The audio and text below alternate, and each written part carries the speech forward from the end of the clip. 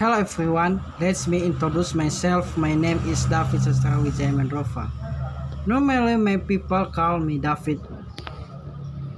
I am from class A semester 2 of the biggest program study, NIAS University.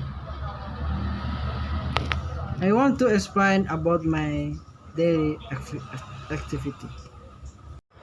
In the morning, I woke up, made my bed, then prayed with my family. After that, I prepared before leaving for campus. After that, I immediately changed clothes and had breakfast. After that, I helped my parents in the workshop. Coincidentally, we have a workshop business in Civilete, Gunung Story City. There's a series of my activity every day. Thank you.